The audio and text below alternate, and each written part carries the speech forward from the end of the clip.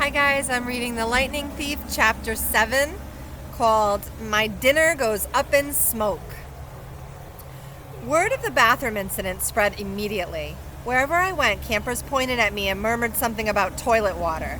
Or maybe they were just staring at Annabeth, who was still pretty much dripping wet.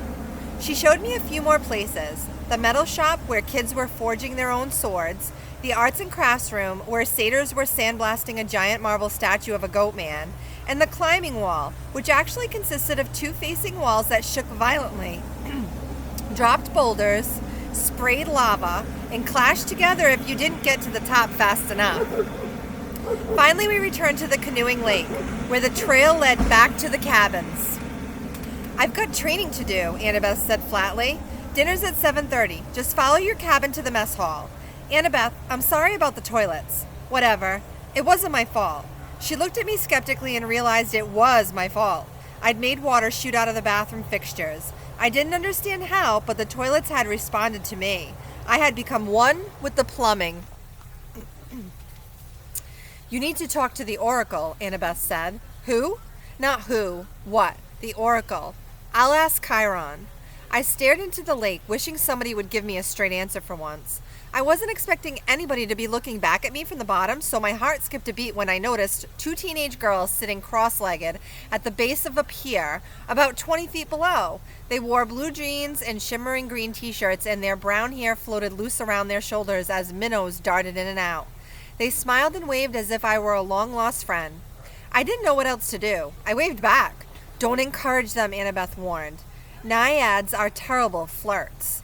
"Naiads?" I repeated, feeling completely overwhelmed. "That's it. I want to go home now." Annabeth frowned. "Don't you get it, Percy? You are home. This is the only safe place on Earth for kids like us." "You mean mentally disturbed kids?" "I mean, not human. Not totally human, anyway. Half human." Excuse me. I mean, not human, not totally human, anyway. Half human. Half human and half what? I think you know. I didn't want to admit it, but I was afraid I did. I felt a tingling in my limbs, a sensation I sometimes felt when my mom talked about my dad. "God?" I said. "Half God?" Annabeth nodded. "Your father isn't dead, Percy. He's one of the Olympians." "That's crazy." "Is it?" "What's the most common thing gods did in the old stories? They ran around falling in love with humans and having kids with them. Do you think they've changed their habits in the last few millennia?" "But those are just..." I almost said myths again. Then I remembered Chiron's warning that in 2,000 years I might be considered a myth. "But if all the kids here are half-gods..." "Demigods," Annabeth said. "That's the official term. Or half-bloods. Then who's your dad?" Her hands tightened around the pier railing. I got the feeling I just trespassed on a sensitive subject. "My dad is a professor at West Point," she said. "I haven't seen him since I was very small. He teaches American history." "He's human?" "What? You assume it has to be a male god who finds a human female attractive? How sexist is that?" "Who's your mom, then?" "Cabin 6. "Meaning?" Annabeth straightened. "Athena, goddess of wisdom and battle." Okay, I thought. Why not?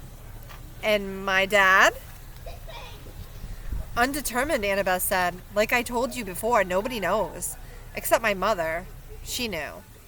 "Maybe not, Percy. Gods don't always reveal their identities. My dad would have..." "He loved her." Annabeth gave me a cautious look. She didn't want to burst my bubble. "Maybe you're right. Maybe he'll send a sign. That's the only way to know for sure. Your father has to send you a sign claiming you as his son. Sometimes it happens." "You mean sometimes it doesn't?" "Molly!" Annabeth ran her palm along the rail. "The gods are busy. They have a lot of kids and they don't always... Well, sometimes they don't care about us, Percy. They ignore us." I thought about some of the kids I'd seen in the Hermes cabin. Teenagers who looked sullen and depressed, and if they were waiting for a call that would never come. I'd known kids like that at Yancey Academy, shuffled off to boarding school by rich parents who didn't have the time to deal with them. But God should have behaved better. "So I'm stuck here," I said. "That's it, for the rest of my life." It depends," Annabeth said. "Some campers only stay the summer. If you're a child of Aphrodite or Demeter, you're probably not a real powerful force. The monsters might ignore you, so you can get by with a few months of summer training and live in the mortal world the rest of the year. But for some of us, it's too dangerous to leave. We're year-rounders. In the mortal world, we attract monsters. They sense us. They come to challenge us.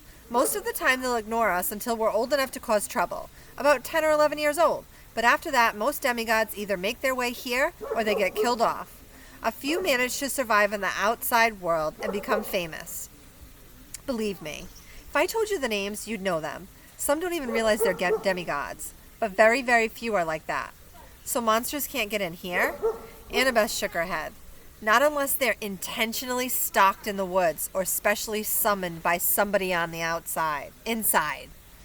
So the only way a monster can come in is if someone in the camp summons them. Why would anybody want to summon a monster? Practice fights, practical jokes. Practical jokes? The point is the borders are sealed to keep mortals and monsters out. From the outside, mortals look into the valley and see nothing unusual, just a strawberry farm. So you're a year-rounder? Annabeth nodded. From under the collar of her t-shirt, she pulled a leather necklace with 5 clay beads on different colors. It was just like Luke's, except Annabeth's also had a big gold ring strung on it, like a college ring. I've been here since I was 7, she said. Every August on the last day of summer session, you get a bead for surviving another year. I've been here longer than most of the counselors, and they're all in college. Why did you come so young?